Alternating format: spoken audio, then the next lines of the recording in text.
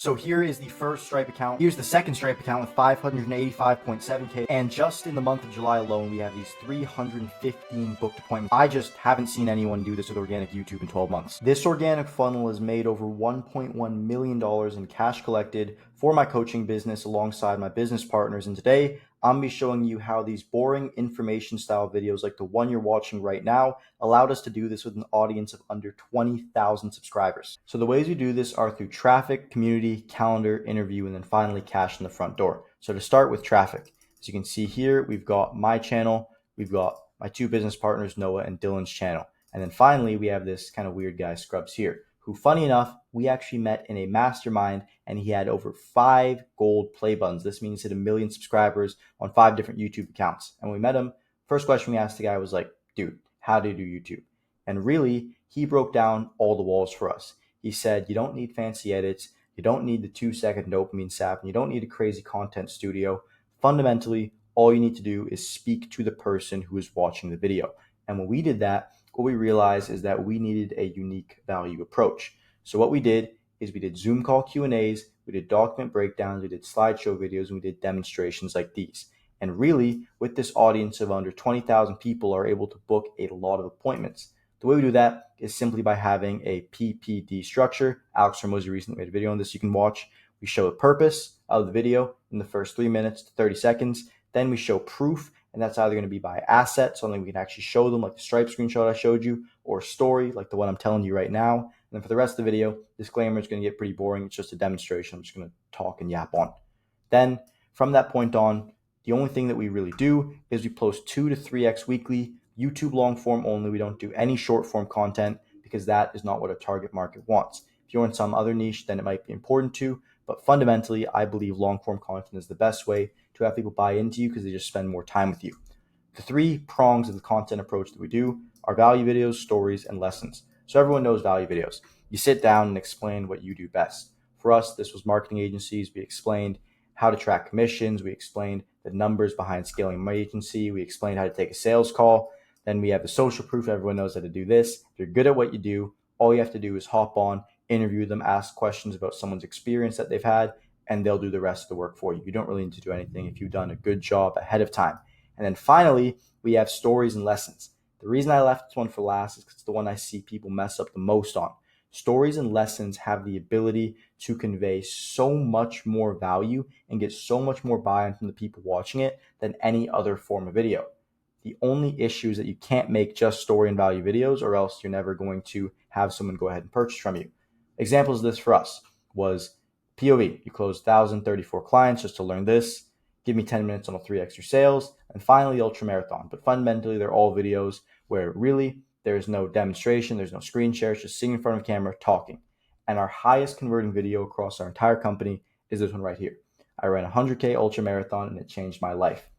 Almost every person that we closed for even the 3 to 6 month span when this video came out, we would ask them like, hey, like, why'd you end up buying from us? And almost every time, without a shadow of a doubt, they would say, and some point mention, dude, I watched that 100K Ultra Marathon and it was just so sick hearing the story, hearing it all built up, showed you were legit, etc. And that is the kind of buy-in that we're going to need in order to get conversions. From that point on, we make these YouTube videos, we leave a link in the description. It then goes to collecting their contact info. The way we do this is, first off, we have our page here where we have a value proposition, super simple landing page. We explain what we did and we say, hey, do you want a free training on how to do it? Someone says yes after they watch the video. This part does not need to be overcomplicated. Then we have the opt-in and the pop-up that shows. We ask for their first name, last name separately. This is so in notifications we don't call them their entire full name. We just say, hey, Mike, or hey, John. Then we get their phone number, email. Super standard stuff right here. But really, where the magic comes in is in the lead nurturing. So one of the most important ways to actually see success with your appointment setting and getting people to convert is, instead of relying on gears and systems and whatnot, which might seem a bit hypocritical as I'm about to show you this beefy system, is instead relying on people. So our goal is fundamentally going to be to get our prospects into contact with a representative of our team, our setters, instead of just trying to kind of sell them over the phone. So the way that we did that, and here you go, here's your beefy automation. We got a whole bunch of stuff that's absolutely just for the setters, not too important to see here. Then we have our SMS and our email reach outs. So as you can see here, the goal behind these messages, and we even separate the SMS messages so it looks like real text, a little nugget for you. We ask them questions and we try and provoke the engagement so that the setter can then pick up the response when they respond to this and go, all right, great, let me call you, et cetera, et cetera. Because once again, our entire automation is just designed to get people on the phone. And we do that by sharing stories. And we also do that at the bottom here by just asking them questions like, hey, like, where should we go from here? And if they don't answer, no worries. We just leave them alone, because what we know we have that comes after that is going to be the community. So the community is one of the highest leverage things that we've done with our company.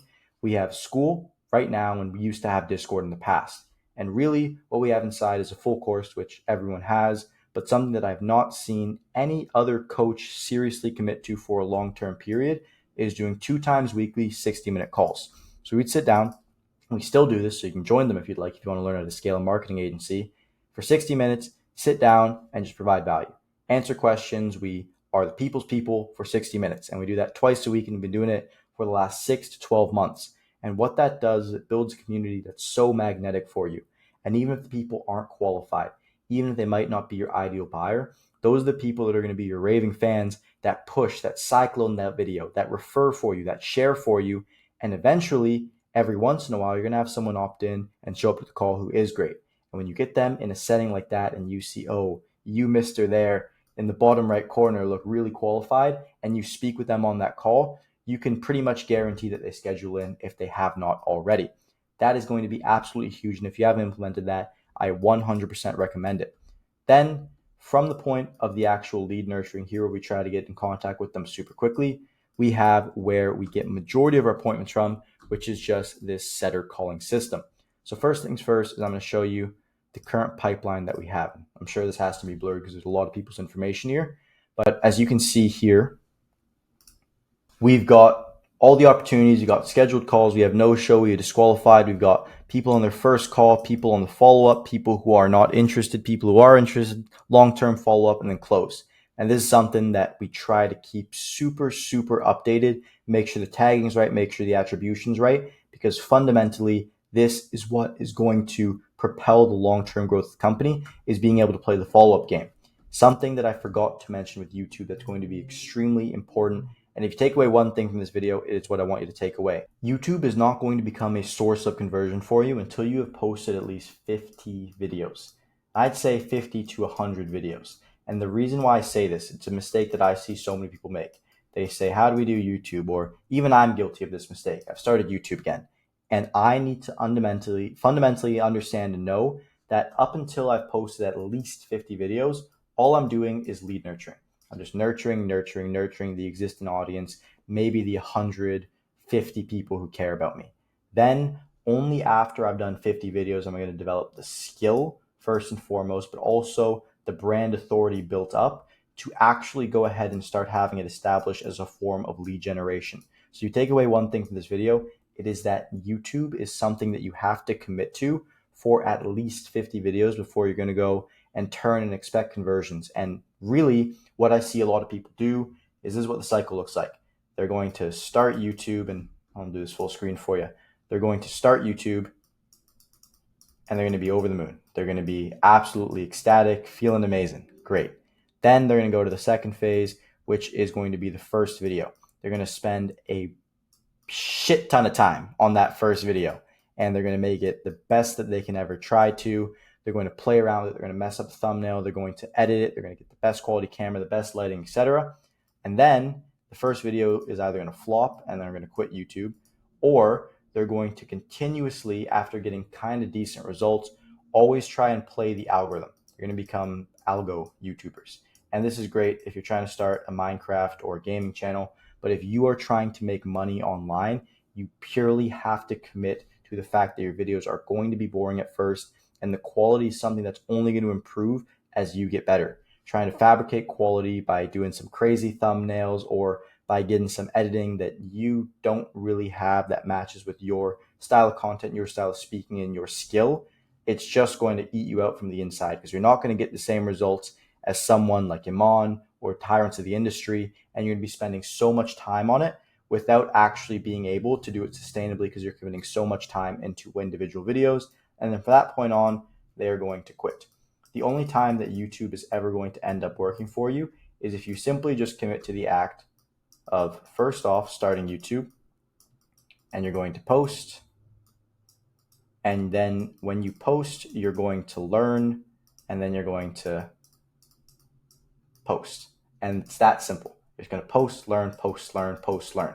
And that is fundamentally the big change that I'd like to see a lot of people make, is going from trying to hack the algorithm and spending an unsustainable amount of time on each video because they think that the reason that they aren't blowing up is because of the thumbnail, because their videos aren't good enough, and just simply committing down to the fact that, hey, this is going to take 50 to 100 videos, maybe even more, and I just need to sit down, come with a posting schedule that I can do consistently, and just hammer away. Because you're not at the level of someone like Iman or top of the game where they can go 2 weeks without posting to drop some banger video. That's just not the way it works at this level of the game. From that point on, we have, apologies about that, we have the sales calendar. So looking at the sales calendar, how it works. So first things first, you got headline once again, and this comes after the school community opt-in. We just have this button, hey, do you want to kind of work with us? It redirects to this page. We have the headline, then we have a VSL, and then we have the book a call and results. We have buttons as we scroll down through results that redirect back up to the calendar. But fundamentally, what we're doing right here is we're showing the person, all right, so on YouTube, we showed you the what of how to do it. On this page, we're showing you the how of how to do it. And then finally, we're going to do done for you, which is like, hey, do you want to do it with us, and kind of like guarantee it works. And from this point on, if someone's gone from this all the way down to this, chances are they're going to at least entertain the idea of having it happen for them. So from that point on, they're going to book in. Worst case scenario, we have the setter call them and hopefully get the pickup so that we don't have to have them book in through this page. But just through the month of July alone, we were able to get 315 schedules simply through this funnel right here, excluding the actual sets that the setters get. So then diving into the interview. So first things first, when they actually book the appointment from this page, one of the most important things that we do is we pre-frame them that we're going to call them in the next 2 minutes. This is because, once again, we put people over gears. We put people over automations and people over systems. And we know that the highest likelihood of them closing is going to be if they actually speak to someone from our team. So from that point on, a lead notification shoots to a Slack channel. The setter calls them up, and on the phone, well, what do? They pretty much just ask, like, what do you think of us? You've watched our videos, you've gone through the free community, you decided to book a call and watch this video. What do you think of our brand? What are you doing right now? What are you struggling with your agency? Something that we do is we intentionally do not give our setters any single script at all. There's no scripts. We sit down and we train them on how to learn more about the people that come through this pipeline, because really all that they have to do, and the best setting equation that you could follow, is first things first, we've got question.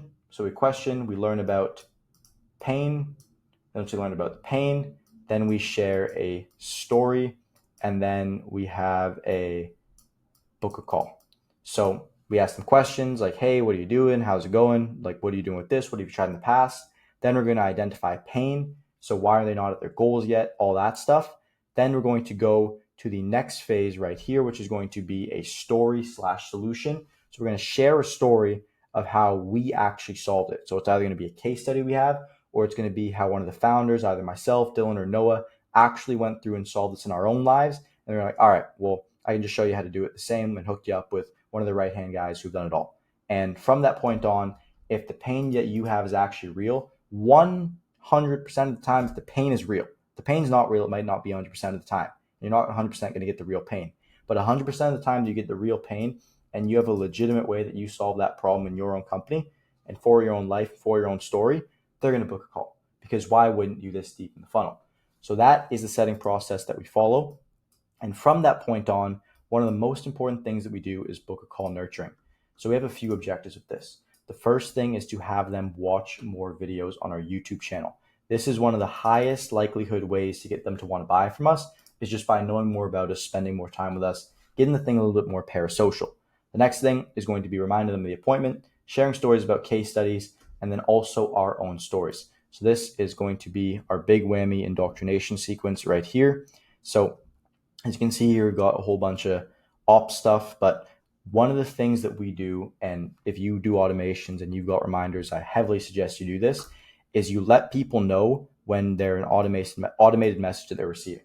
What this does is it makes a message like this, where we are pretending to actually be a real person, go through and seem a lot more believable. And what that actually does is provoke a lot of responses from people, because now they're actually looking at it like a contact, like a friend messaging them, and not actually just some random email. So it's very important to differentiate between the two as you actually contact people. From that point on, directing them to more YouTube videos, sharing our story, what we do, kind of the things that we went through, our lives, once again, kind of build that parasocial relationship up.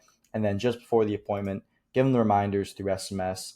One of the things we really do well is always separating the SMSs to make it seem, again, real text, provoke response, et cetera, et cetera. And then from that point on, just a confirmation before the meeting, like, hey, we're in the meeting, I'll see you soon. And from that point on, fundamentally, SMS, super simple. All we want to do is get them indoctrinated. Then we have a thank you for booking page that they go to after the actual schedule. This is what this section of this is on right here. So one of the most important things that we do, again, to increase conversions is not leave the closer dead in the water. So usually what happens, and maybe this happens right now in your business, is you've got a appointment setter, and the appointment setter is going to go like, all right, I scheduled my appointment, I've done my job. Schedule my appointment, done my job. And what's going to happen from that point on is the closer is going to show up to the appointment. So the closer is going to come to the appointment and you're going to be like, hey, bro, nice to meet you. And that alone loses you sales. The strategy that we use is trying to interconnect the prospect, the setter, and the closer. And the best way to do that was to pick a universal form of contact across the world. I know if you're in North America, we use text, but everywhere else in the world, it's WhatsApp. So we add them to a WhatsApp group with the setter, the closer, and the actual prospect. And from that point on, what that does is it shows familiarity, right? Okay, this is someone that now is associated with. So they associate everything with the setter to the closer, and also allows us to get into contact with them and begin speaking with them in a casual way through a channel that they know before we actually end up speaking with them. From that point on, the closer, the advisor, sends them a video message, just like handheld camera style. Doesn't really matter what they say, just introduce themselves, pleasure to get to know you, and they show up to the call. And from that point on, the sale becomes a lot easier because there's so much less friction towards that start of the call phase, and they're so much more willing to share. It's like, hey, how's it been? Instead of, hey, nice to meet you. And that is such an important frame to have. If they book in themselves and we're not at any point able to get into contact with them, it means that it is a warning sign for us. So the setter needs to call them again. Try to usually call them 4 times before their appointment gets booked. If they pick up, amazing. We add them to the WhatsApp group. Nice to meet you, et cetera, et cetera. The setter goes to the discovery phase that I outlined there. But if they ghost us, one of the most important things that we've done is if they ghost us, we notify the closer immediately, like, hey, we have not talked to this person yet. And then from that point on, we let the entire setting team know. We change the color of the appointment so that they can either double book it with another unqualified lead, kind of see which one's better, or they can schedule it near. So usually we have a little buffer between appointments, right? So if this is the calendar, we've got this kind of fake buffer here just as extra time based on how the call's going. What we do is we just schedule an entire another call right back to back there. Because if they're not even engaging with us through messages, we know that the chances of them closing is extremely low. The chance of them closing in one call is even lower. So all right, if they do end up showing up, we're just going to dedicate this to being a 2-call close and just speak with them directly. And that is the thank you for booking that has allowed us to catch, nurture, and get ready so many leads before they actually go into the call, so there's familiarity as we dive into the sales process, which, to close off the video, I can make another video on. Let me know if you'd like this. But fundamentally, this is the YouTube funnel we use. I hope you enjoyed. I hope you got value, and I'll see you in the next one.